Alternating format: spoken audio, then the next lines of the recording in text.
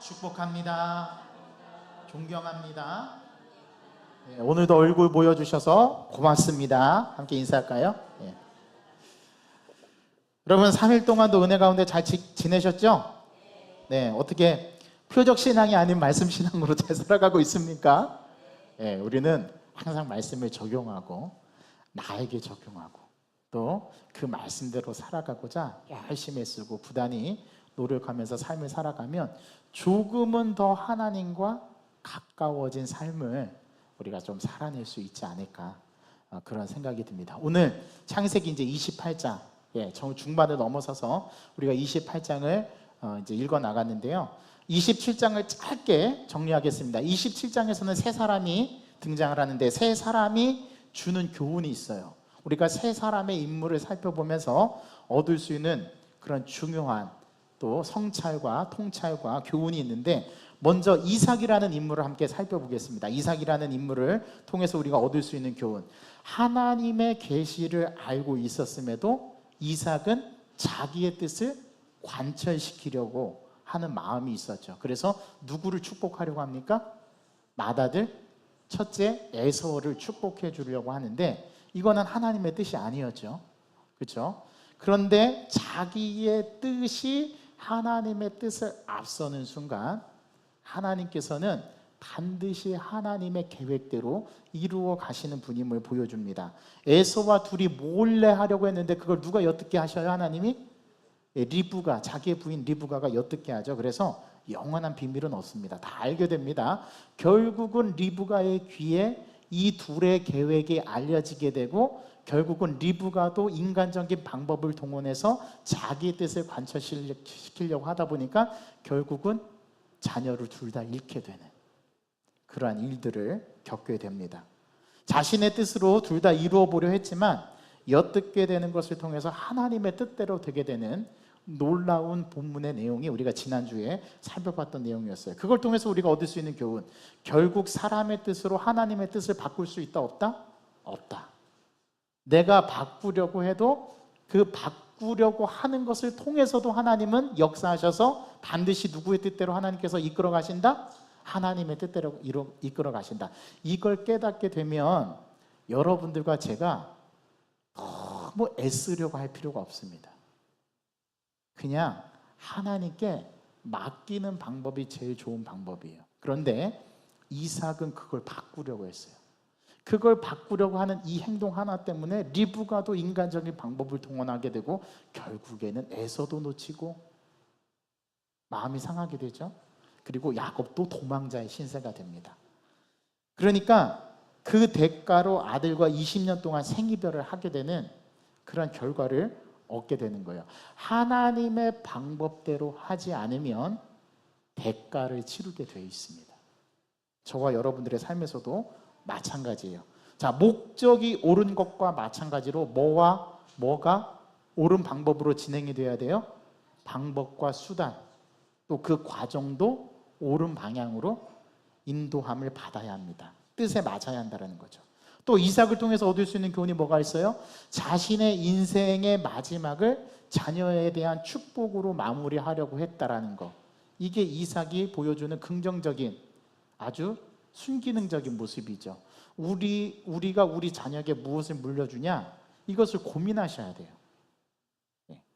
이 이삭은 아버지를 따라서 자녀를 축복해 주는 것으로 자기 인생을 끝내려고 했어요. 마무리하려고 했어요. 그런데 그 계획이 누구의 계획이었다고요? 하나님의 계획이 아니라 자기의 계획이었던 거죠. 세 번째, 이삭을 통해서 얻을 수 있는 것은 축복을 빌어주기 전에 별미를 요구하고 있습니다. 그래서 제가 뭐 하지 말아야 된다고 그랬습니까? 거래하면 안 됩니다. 제가 이 얘기를 했더니 지난주 목요일날 전도를 하러 가는데 우리 김성애 권사님이 적용을 잘 하시더라고요. 목사님이 거래하지 말라고 말씀 전해주셨다고. 이거 굉장히 중요한 겁니다. 말씀을 듣고 기억해내고 어떻게 해서든지 적용한다고 하는 것은 굉장히 중요한 거예요. 그렇게 적용하려고 하는 분에게 하나님의 축복이 있을지어다. 네, 아멘 하신 분들만 하나님께서 축복해 주시기를 바랍니다. 거래하지 말아야 됩니다. 부자지간에도 거래하면 안 되고, 형제지간에도 거래하면 안 되고, 모자지간에도 거래하면 안 돼요. 우리 성도간에도 거래하면 안 됩니다. 내가 이거 해줄 테니까 너 이거 나 해줘야 돼. 이건 거래입니다. 우리 신앙인은 그런 거래가 아니라 은혜로, 만약에 내가 50만 원 빌려줬어요. 우리 박옥봉 목사님 제가 50만 원 빌려드렸는데 내가 꼭 받아내야지 이런 마음으로 빌려주면 그거는 거래입니다. 자, 50만 원이 빌려드렸는데 이거는 내가 안 받아도 좋아, 이런 마음으로 빌려줘야지 나중에 박옥봉 목사님 저한테 50만 원 갚을 때 저는 이게 뭐예요? 이게 웬 떡인가? 은혜가 되는 거죠. 예. 이걸 거래하시면 안 돼요. 거래는 내가 하나 줄 테니까 너 하나 나 다오. 이건 거래입니다. 우리 성도는 거래하지 마시고 어떻게 해야 돼요? 베풀어야 돼요. 자, 하나님께 꾸이는 것은 구약 성경에 보면 어떻게, 누구에게 꾸이는 거라고 나와요? 하나님께 꾸이는 거라고 나옵니다. 내가 꾸어주는 거는 누구에게 꾸이는 거예요? 하나님께 꾸이는 거. 그래, 하나님이 갚아주신다라는 거예요. 그러니까 거래하지 마시고 은혜로 모든 일들을 처리하면 되는데 우리가 그러지를 못해요. 인간의 욕심이 그렇죠. 내가 축복해 줄 테니 내가 즐겨 먹는 별미 해와라, 안 하면 안 줄 거야, 이런 속셈인 거죠. 그렇게 하시면 안 돼요. 이거를 우리가 성경에서 캐치해낼 수 있어야 됩니다. 자, 두 번째 인물은 야곱입니다. 야곱을 통해서 우리가 배울 수 있는 것은 어떤 걸 배울 수 있었죠? 자녀들이 아버지의 축복권을 인정하고 욕심을 냈다라는 거예요. 이게 야곱의 문제점이었죠. 그래서 형의 뭐를 자기가 가져와요?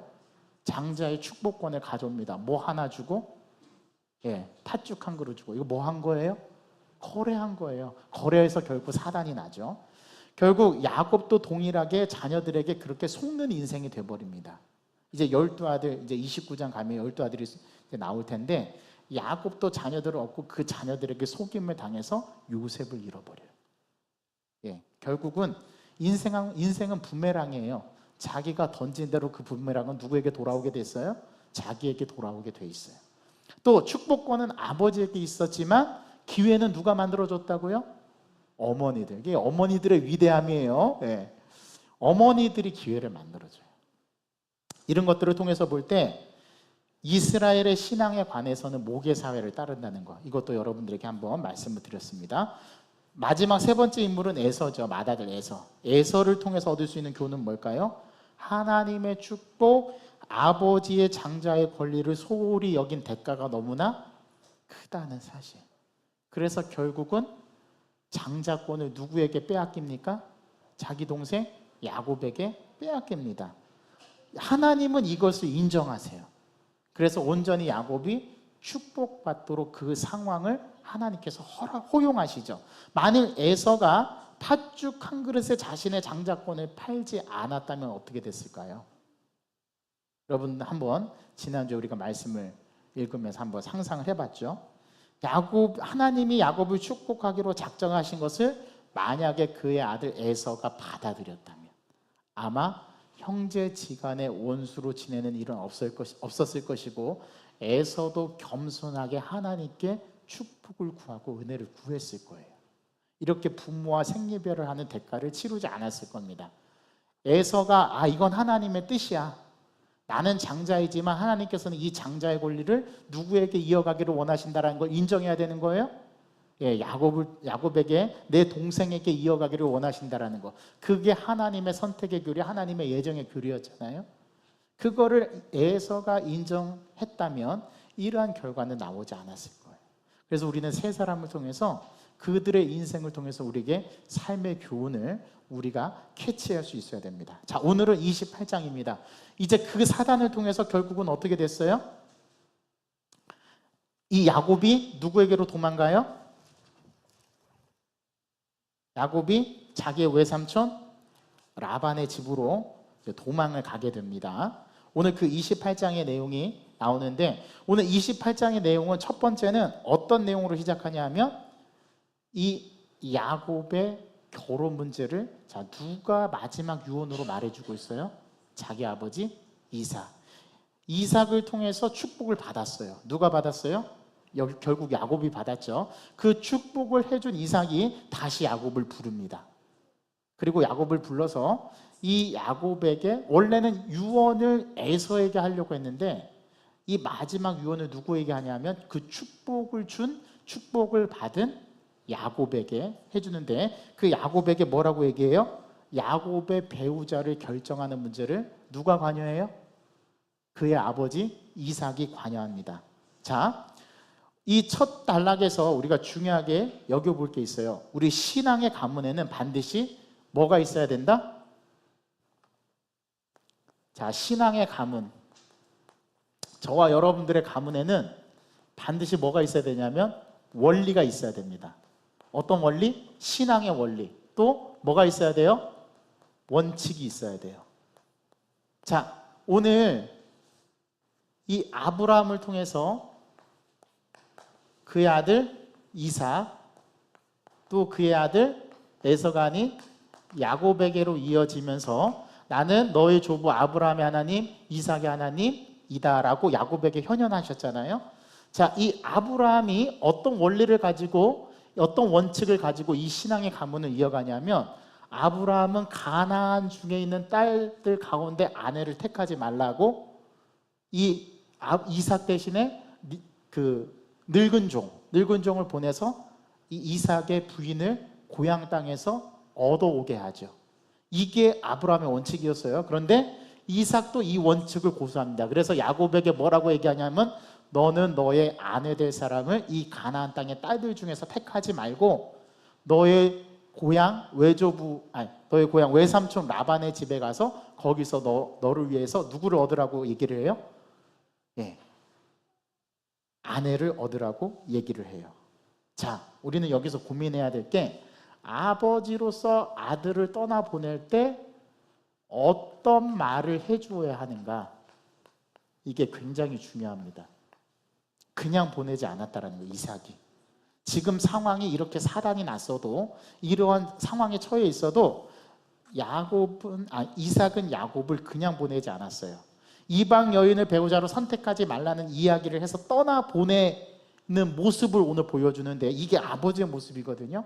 여러분, 가나안 족속이 어떻게 생겨난 족속인지 여러분 아십니까? 우리가 이미 창세기 10장을 통해서 알죠. 이 가나안의 아버지는 누구예요? 가나안의 부가 누구예요? 자, 노아의 아들 3명이 있었죠. 셈, 함, 야벳이 있었잖아요. 자, 여러분, 그 중에서 노아가 방주에서 나와서 무슨 일을 종사했다고 했죠? 농업을 시작했다고 했죠. 농업. 그래서 포도나무를 심고 포도 열매를 거둬서 뭐를 만들었어요? 포도주를 만들었어요. 그 포도주를 진탕 마시고 벌거벗은 채로 있었는데, 그것을 제일 먼저 발견한 아들이 누구였습니까? 다 잊어버리셨죠? 얼마 주고 잃어버리셨어요? 500원 주고 잃어버리셨어요. 감사합니다. 잃어버려 주셔야지 제가 또 말씀을 드리죠. 자, 함이 먼저 발견해요. 함이 아버지의 하체를 보고 그 본 것을 가지고 누구에게 갑니까? 셈과 야벳에게 가서 얘기하죠. 야, 우리 아버지가 술 진탕 먹고 벌거벗은지도 모르고 저렇게 주무시고 계신다. 그 얘기를 듣고 셈과 야벳이 옷을 가지고 뒷걸음질 쳐서 아버지의 하체를 보지 않고 허물을 덮어주죠.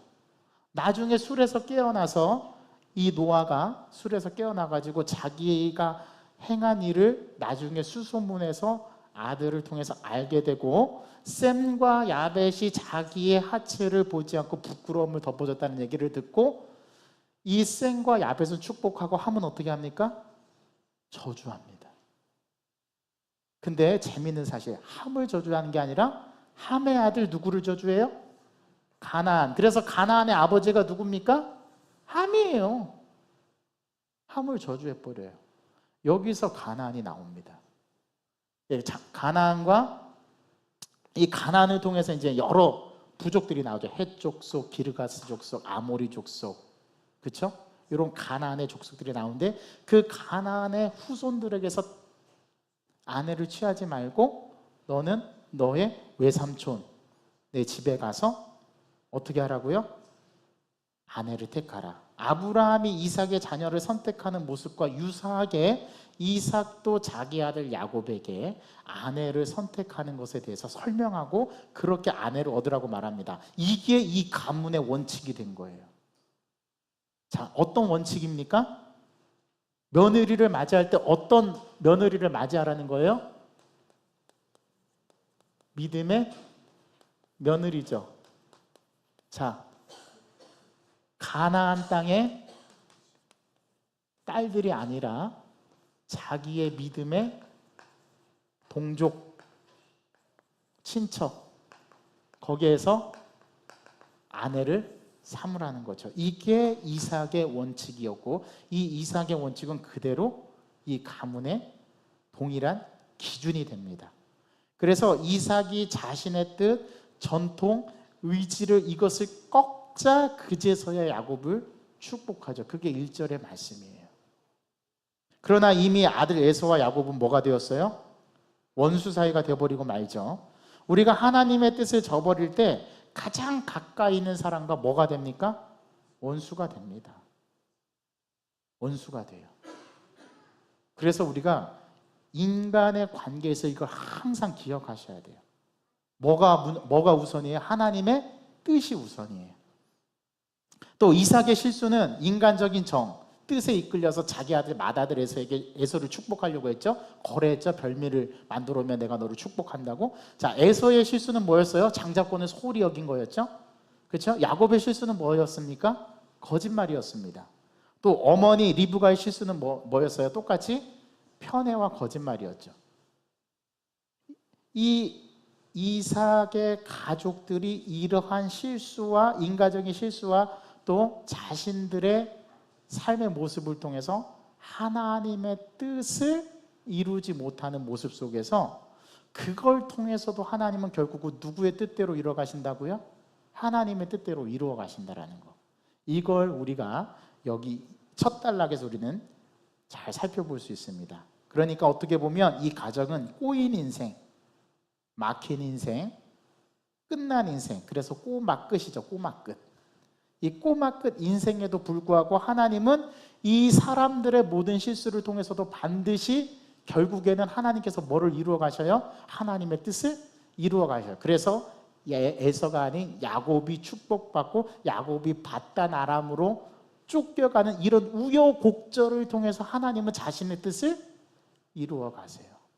그러니까 우리 인생에서 우리의 실수에도 불구하고 하나님은 결국은 나를 향하신 하나님의 목적과 뜻을 반드시 이루어 가신다. 이것을 믿는 신앙이 중요합니다. 저의 인생도 마찬가지예요. 여러 하나님의 뜻을 이루지 못할 때 나의 실수와 나의 인간적인 정과 나의 여러 가지 실수투성인 이 모습을 통해서도 하나님은 우리의 인생을 어떻게 가신다고요? 이루어 가신다. 누구의 뜻대로? 하나님의 뜻대로. 이걸 믿으시는 저와 여러분 되시기를 간절히 소망합니다. 또 이삭의 마음에는 야곱에 대한 미안한 마음이 있었을 거예요. 왜요? 이삭은 하나님의 계획을 알았잖아요. 복중에서 이미 두 국민이 나뉘고 형은 아우를 섬기고 아우는 형을 어떻게 하는? 다스리는 그러한 두 민족이 내 뱃속에 있다는 것을 하나님이 계시로 알려줬는데 이 에서는 계시를 따르지 않고 자기 뜻대로 하려고 하다가 결국 이러한 실수를 통해서 사단이 벌어졌잖아요. 그래서 야곱에 대한 미안한 마음이 있었을 겁니다. 그러지만 야곱에게 다시 야곱을 불러서 뭐라고 얘기하냐면 떠나보내면서 소명의 선물을 한 가지 줍니다. 그 소명이 뭐였어요? 너의 아내를 구할 때 가나안 땅에 있는 여인의 아내를 구하지 말라. 여러분, 이 소명은 깨달은 소명이 아니라 부여된 소명이라고 얘기합니다. 이걸 억지 소명이라고 해요. 사실 생명의 위협을 에서에게서 느끼며 떠나는 야곱에게 이 이삭이 이런 소명을 줄 입장이 아니에요. 그렇죠? 결국은 누구 때문에 이 사단이 벌어졌어요? 자기 때문에 벌어진 건데 자기가 그 야곱을 불러다 놓고 이러한 소명을 부여해 줄 만한 그런 입장이 아니에요. 그런데 그럼에도 불구하고 이삭은 자기 아들 야곱을 불러서 이 억지 소명, 깨달은 소명이 아니라 자기가 부여해 주는 소명을 이 아들에게 짊어지워서 아들을 보냅니다. 왜 이렇게 할까요? 내가 밧다나라 외삼촌 라반의 집에 가는 것은 내 배우자를 얻기 위해 보내는 것이다. 이 이삭이 이 아들에게 명분을 줍니다. 너는 쫓겨가는 게 아니라는 거죠. 사실 쫓겨가는 인생인데, 쫓겨가는 인생이 아니라 너는 네 아내를 얻으러 가는 거야. 그렇게 여기라는 거예요. 이게 아버지예요. 아버지는 모름지기 일해야 합니다. 비록 자기의 잘못 때문에 내 아들이 고생을 해도 여기에는 의미가 있을 거다. 여기에는 네가 이것을 겪으면서 하나님께서 너를 빚어가시는 뭔가 뜻이 계실 것이다. 이거를 야곱에게 소명으로서 짐을 지워줍니다. 그래서 너는 쫓겨가는 게 아니란다. 너의 인생은 쫓겨가는 인생이 아니야. 너는 너의 아내를 얻기 위해서 내가 너를 보내는 거야. 이렇게 부모가 야곱, 이러한 지금 극박한 상황에 놓여있는 이 야곱에게 해석할 만한 적절한 소명을 줘요.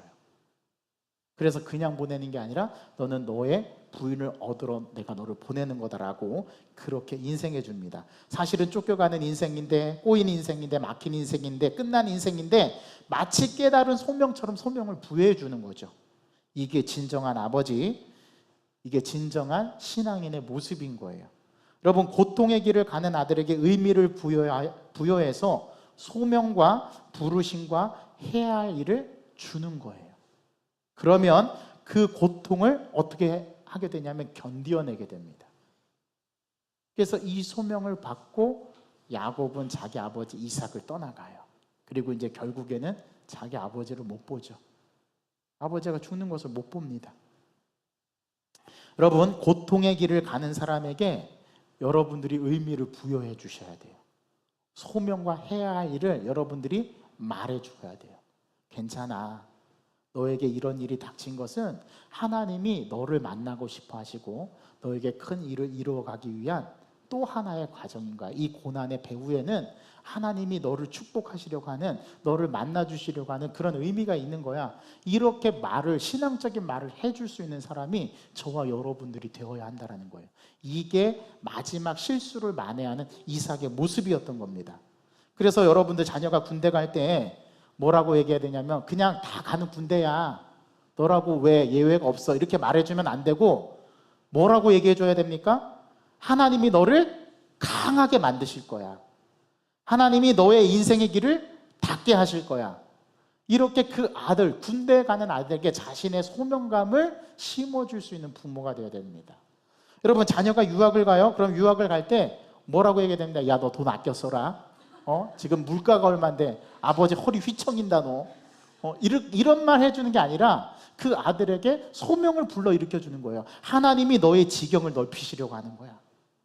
하나님이 너의 비전을 더 확장시키려는 거야. 너를 통해서 많은 사람들이 유익을 얻게 하려고 하는 거야. 그러니 가서 열심히 공부하고 열심히 너의 뜻을 펼쳐봐라. 이렇게 축복의 메시지로 바꿔줄 수 있는 거. 이게 이삭의 메시지였던 거예요.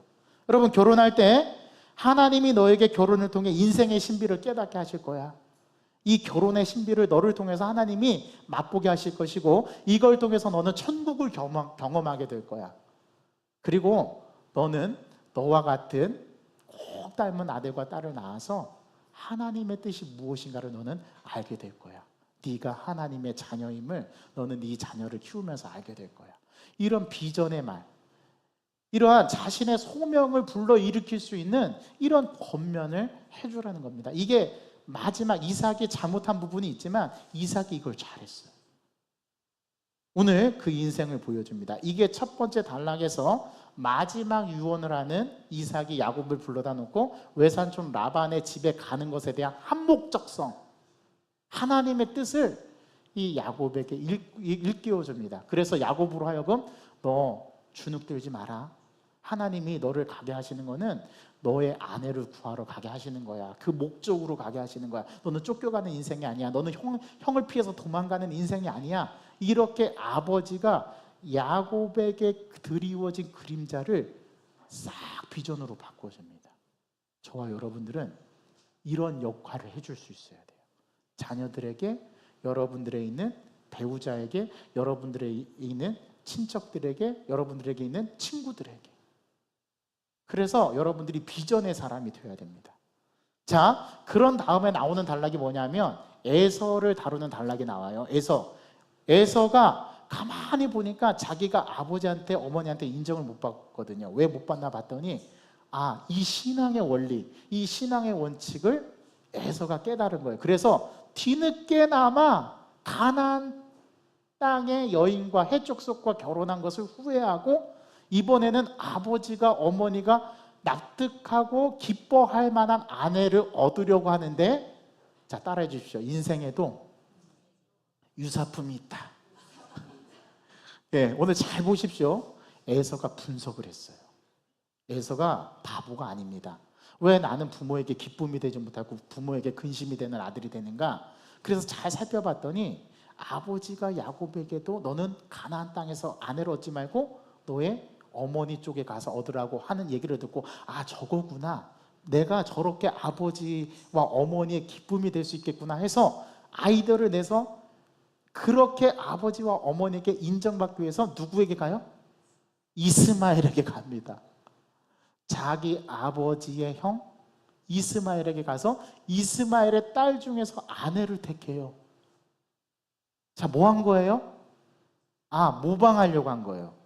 아빠 엄마가 좋아하는 일, 그래서 좀 이쁜 짓 해가지고 아빠 엄마한테 인정받고 싶은 욕구가 있었던 거죠. 그래서 에서는 다시 세 번째 아내를 얻습니다. 그게 이스마엘 딸 누구였어요? 네, 마할랏을 아내로 얻게 됩니다. 그런데 이게 모방을 하려면 원판을 모방해야 돼요. 유사품을 모방하면 안 돼요. 이스마엘은 약속의 자녀가 아닙니다. 그렇죠? 약속의 자녀는 누가 약속의 자녀였어요? 이삭이 약속의 자녀였어요. 그렇다면 에서가 깨달아야 했던 것은 뭐냐면 에서는 하나님의 마음을 읽지 못했어요. 모방하려면 처음껏 원판을 모방해야 되는데 자기 딴에는 생각해서 한다고 한 게 이스마엘의 딸과 혼인을 하는데 하나님의 축복이 이스마엘이 아니라 이삭에게 있음을 이 아들은 읽어내지를 못한 거죠. 그래서 결국은 부모님의 기쁨이 되지 못합니다. 이삭은, 이 에서는. 오늘 이 에서가 이 모습을 보여줘요. 그래서 그 두 번째 단락이 바로 에서가 다시금 결혼하는데 역시 그 결혼은 좋은 결혼이었어요? 좋지 않은 결혼이었어요? 좋지 않은 결혼이었죠. 결국은 아버지와 어머니의 기쁨이 되지 못하는 모습을 보여줍니다. 그리고 마지막 단락이 이제 저와 여러분들이 너무 잘 아는 야곱이 그 형 에서를 피해서 도망가는 그런 모습인데 하나님께서 이 고통을 야곱에게 어떻게 하세요? 허락하셨다라는 거죠. 그리고 이 야곱은 이 고통을 충실하게 겪어갑니다. 여러분, 부모와 생리별한다는 게 쉬운 일이겠어요? 이거 쉽지 않은 거예요. 자, 베델은 하나님이 고통의 자리에서 주신 선물이었다라는 거죠. 에서를 피해 비록 쫓겨가는 인생이지만 야곱은 뭐를 꿉니까? 꿈을 꿉니다. 여러분, 사실 꿈의 원조는 요셉이 아니에요. 성경에서 꿈하면 그 원조는 누구예요? 야곱입니다. 야곱이 오늘 밧단 아람으로 가면서 길에서 노숙을 하게 돼요.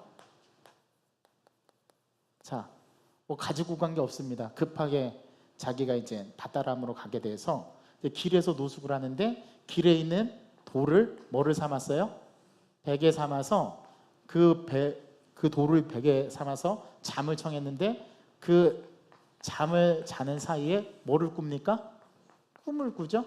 자, 이 꿈은 사실 비전이에요. 비전. 환상입니다. 환상을 보는데 자, 어떤 환상을 보여요? 자, 사닥다리가 하나 있는데 이 사닥다리가 땅에서부터 어디까지 올라가 있어요? 하늘에게까지 닿아 있고, 자, 하늘과 땅을 이어주는 사닥다리인데 이 하늘과 땅을 이어주는 이 사닥다리를 타고 누가 오르락 내리락 하고 있어요? 예, 누가? 천사들이, 하나님의 사자들이 오르락 내리락 하고 있는 것을 꿈으로 보게 됩니다. 그리고 나서 꿈에서 딱 깨어나는데 이 꿈을 통해서 야곱이 뭐를 깨달아요? 뭐가 왔어요? 깨달음이 왔어요. 어떤 깨달음이 왔어요? 과연 여호와께서 여기 계시는 견을 내가 지금까지 알지 못했다. 자, 그럼 이거를 뒤집어 볼게요. 지금까지 알지 못했는데 이제는 알았다는 거죠. 자, 뭐를 알았어요? 하나님이 여기 현존하고 계시다라는 것, 임재하고 계시다라는 것을 야곱이 깨닫습니다. 그리고 나서 이 깨달음이 오자 야곱이 그 다음에 한 행동이 뭐예요? 그 자기가 자고 있던 그 돌베개에 뭐를 붓고? 기름을 붓고 그것을 뭐로 불러요? 베델이라 부릅니다. 베델의 뜻은 하나님의 집이라는 뜻이죠. 여러분, 사실 야곱은 맞아도 싼 인생이죠. 그렇죠? 자기가 한 짓이 있잖아요. 그러나 이 야곱은, 우리가 생각할 때 야곱은, 우리가 야곱을 생각하면 동정심이 생겨요. 어떤 동정심이 생겨요? 우리와 가장 비슷한 사람이라는 동정심이 생겨요. 그래서 하나님이 야곱에게 찾아옵니다. 언제요? 밤중에, 길에서 노숙할 때, 뭐 할 때? 꿈을 꿀 때 하나님께서 찾아오세요. 고통의 자리에 있는 야곱에게 하나님이 찾아오세요. 야곱이 하나님을 찾아간 게 아니에요. 하나님이 우리 가운데 찾아오세요. 이걸 잘 포착을 하셔야 돼요. 하나님이 언제 나에게 찾아오시는가를 잘 눈여겨서 영적으로 캐치해내야 됩니다. 하나님이 축복하시는 사람은 최악의 상황에서도 꿈을 꾸고 하나님을 만나게 돼요.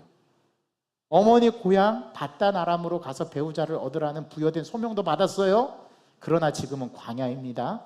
빈들입니다. 홀로 있습니다. 여전히 도망자의 신세예요. 광야에서 전갈의 위협과 추위와 외로움을 벗삼아 돌을 노숙하는데 잠이 오질 않아요. 그 돌을 베개 삼아서 베고 자면서 하늘을 바라봤는데 하늘에 떠있는 별들을 바라보면서 어떻게 해서든지 잠을 청하려고 하는데 잠이 오지가 않는 거죠. 그래서 내가 왜 이렇게 되었는지를 되뇌어 봅니다. 그러다가 잠을 든 거예요. 그때 하나님께서 이 야곱에게 찾아오셔서 꿈 가운데 환상을 보여주시죠. 하나님의 사자들, 천사들이 오르락 내리락. 여러분, 이 사닥다리는 하늘과 땅을 이어주는 매개물이죠. 하늘의 천상의 존재가 땅까지 내려왔다는 것은 지금 하늘의 문과 땅의 문이 연결돼서 지금 하늘의 영적 존재를 지금 야곱이 경험하고 있다는 거죠. 이게 하나님의 임재, 하나님의 현존을 경험한 사람입니다. 그때 지금 힘든 그 자리에서 하나님이 찾아오 환상 가운데 야곱을 만나주시는데 그때 야곱에게 깨달음이 오고 하나님이 지금까지 자기 인생 가운데 함께 하셨다는 것을 문득 깨닫게 되고 거기서 하나님 앞에 서원하게 되죠. 자, 세 가지를 소원합니다. 뭐죠? 21절. 나를 평안히 아버지의 집에서 돌아오게 하시면, 요거를 영어로 보면 If you bring me safely home again. 나를 집으로 다시 안전하게 돌아오게 하시면, if절, 조건절이에요. 여전히 야곱은 거래합니다. 누구하고 거래해요? 이전에? 하나님하고 거래해요. 나를 다시 아버지의 집으로 편안히 돌아오게 하시오면 뭐라고 얘기해요? 자, 세 가지를 자기가 하겠대요. 첫 번째, 여호와께서 나의 하나님이 되실 것이요. 두 번째, 내가 기둥으로 세운 이 돌이 하나님의 집이 될 것이요. 세 번째, 내게 주신 모든 것에서 뭐를 드리겠다? 10분의 1을 드리겠다. 이게 하나님께 야곱이 하나님의 임재를 경험하고 고백했던 소원이었습니다. 사실 거래를 했다라기보다는 야곱이 하나님의 존재를 깨닫게 되고 자신의 신앙 고백을 한 거예요. 그래서 자기의 지금 이 상황을 하나님 앞에 내어놓고 자기가 하나님을 어떻게 찬양하고 경배해야 될지를 오늘 이 돌베개 베고 잔 이 베개를 기둥 삼아서 거기에다가 기름을 붓고 여기가 하나님의 집입니다라고 선언하고, 하나님의 집, 하나님의 임재가 있는 곳이, 그곳이 예배의 장소, 그것이 하늘과 땅이 이어지는 곳이라는 것을 야곱은 깨달았다는 거예요. 이 한 번의 경험이 야곱의 평생의 인생을 이끌고 가는 동력이 됩니다. 그래서 그는 20년 동안 객지 생활하면서 외삼촌 라반이 자신의 월급을 10번이나 삭슬 주지 않는데도 그것을 견디어내면서 인생의 가운데 함께 하시는 하나님을 늘 중심에 모시고 살아가는 삶을 살게 돼요. 이전과는 완전 다른 삶이죠. 그래서 결국은 창세기 35장에 가면 야곱이 아버지 집으로 돌아옵니다. 야복강을 건너요. 마하나임을 경험해요. 브니엘에서 하나님과 겨루어서 환도뼈가 침을 당하는데도 끝까지 주님을 붙잡고 가는 모습을 보여줍니다. 이게 야곱, 끈질긴 야곱의 인생, 그 인생의 첫 경험, 하나님의 임재를 경험했던 게 바로 베델이었어요. 그래서 35장에 가면 엘 베델이라고 불러요. 우리가 베델로 다시 올라가자. 그래서 베델에서 다시 하나님을 예배하는 야곱의 모습이 35장에 가면 나옵니다. 여러분, 여러분과 저에게 베델은 어디입니까?